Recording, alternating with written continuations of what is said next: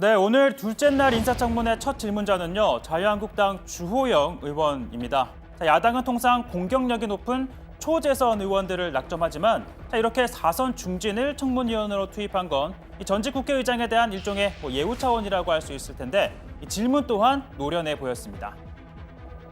2012년 6월 언론 인터뷰에서 문재인 상임 고문은 좋은 분이지만은 한 국가를 책임지기에는 부족한 부분도 있다 이렇게 주장을 했고요. 자, 그러니까 2012년인데요. 민주통합당 대선 후보 자리를 놓고 경쟁하던 정 후보자의 발언을 꺼내든 겁니다. 자, 그런데 4선 청문위원회 질문에 6선 후보자의 답변도 만만치 않게 노련했습니다. 그 시점을 참고를 해주시면 좋을 것 같은데요.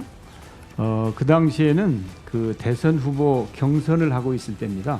경선 경쟁자로서 상당히 점잖게 상대방을 평가했다고 할까요?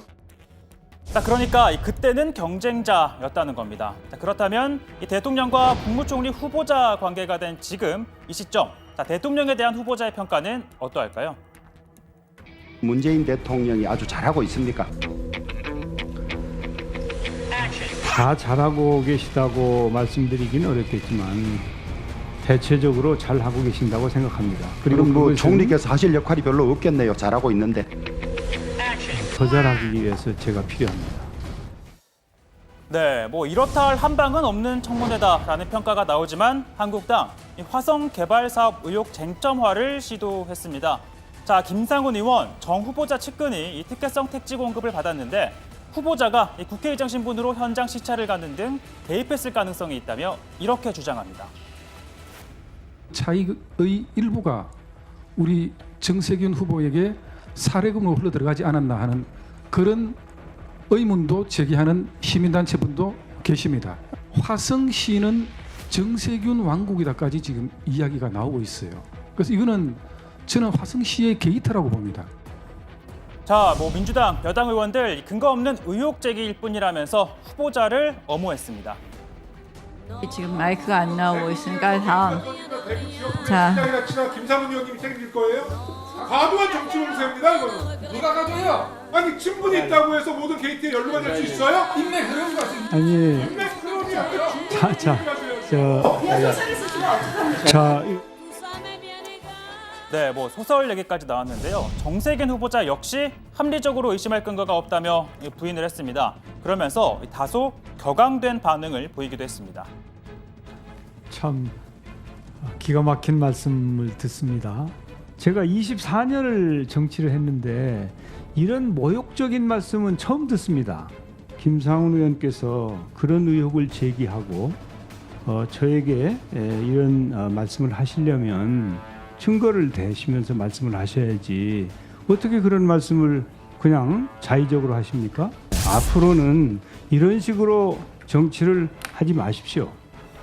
네, 방금 이 답변에 대해서는 한국당이 또 발끈했는데요. 아무리 전직 국회의장이라고 하더라도 지금은 검증을 받는 자리에 앉아있는 후보자라는 점을 강조했는데요. 자, 나경원 청문위원장, 그러한 답변 태도는 청문위원을 모독한 것이다라고 했고요. 자, 김연아 의원, 그런 말씀은 하지 말았어야 한다며 울먹이기도 했습니다.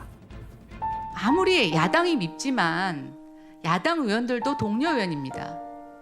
동료 의원이 한 질문에 대해서 저는 그렇게 평가를 하시면 안 된다고 생각이 됩니다. 후보자가 불쾌하신 거 이해합니다. 명예훼손, 여당 의원들이 운운할 일은 아니죠.